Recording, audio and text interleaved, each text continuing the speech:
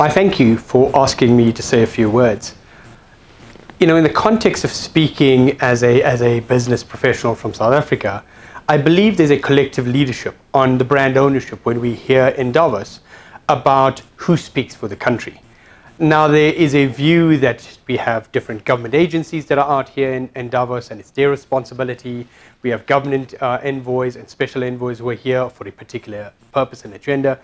But I believe it's my collective responsibility, not just our, but my collective responsibility, and us as business leaders who represent our various countries and various businesses, to speak and represent on behalf of our countries that we're here at Davos. I was privileged last night at a reception hosted by government to have a conversation very briefly with the Minister of Finance, Minister Tito Mboweni, about his perspectives of where we are as a country and our mission here at Davos. And he was very firm, and I was very in awe of his perspective of saying, as much as he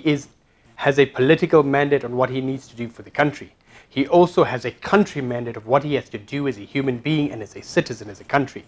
He was very firm in saying there are policy decisions that he subscribes to that were taken politically, but he also subscribes to decisions that need to be part of the universal principles and the founding principles of the country, which were part of what the country was founded on through the struggles against apartheid and the modern democracy that South Africa is. And his focus was on reducing inequality, creating strong fiscal policy, creating a stimulating business environment, and a strong focus on PPPs to find solutions where industry and government can work collaboratively to work on sustainable solutions. Because South Africa is one of the most sophisticated economies in Africa, probably one of the most sophisticated judicial and legal systems in Africa, is primarily positioned as a gateway for business, not just in South Africa, but for the rest of Africa. And I took from that conversation a strong sense of confidence, because when you're here as a business leader and your Minister of Finance is one willing to have conversations with you around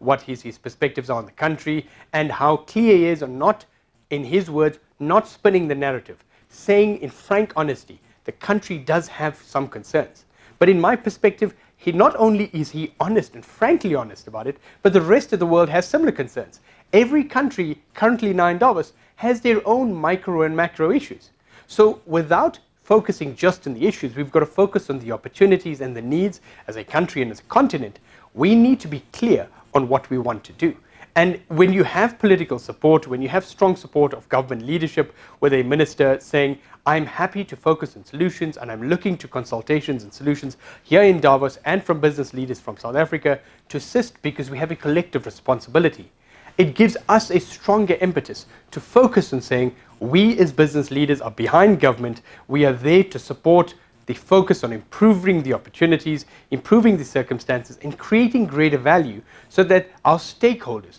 who are the citizens, the people of our country, can have better quality of lives, so that our children, who are those stakeholders, who will be part of this country for the next few generations, will actively understand we've done the best that we can to create a meaningful, accelerated, and competitive business environment, beautiful country to live in, and to make sure we sustain the resources that we have, improve the quality of lives. And we as business leaders are embracing AI technology, machine learning, and every other perspective of how accelerated automation and various technologies are developing under the umbrella of the fourth industrial revolution. It's not going to come, it's here already. It's currently active. And how we can use that to improve the quality of lives. I strongly focus in healthcare, so I have a lot of influence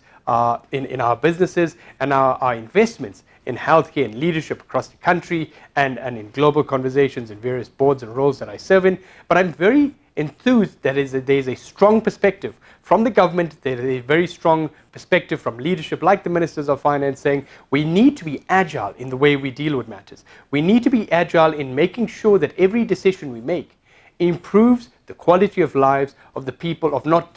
just this generation, but the next generation too. But so we need to find meaningful solutions that are cost effective, most likely and effectively corruption-free, and sustainable solutions that create value both for business and for society at the same time, with business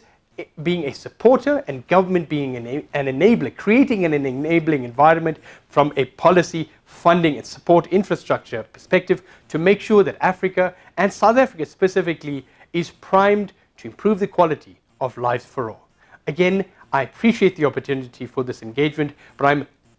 optimistically positive about the mission of South Africa and us as business leaders in these conversations in Davos.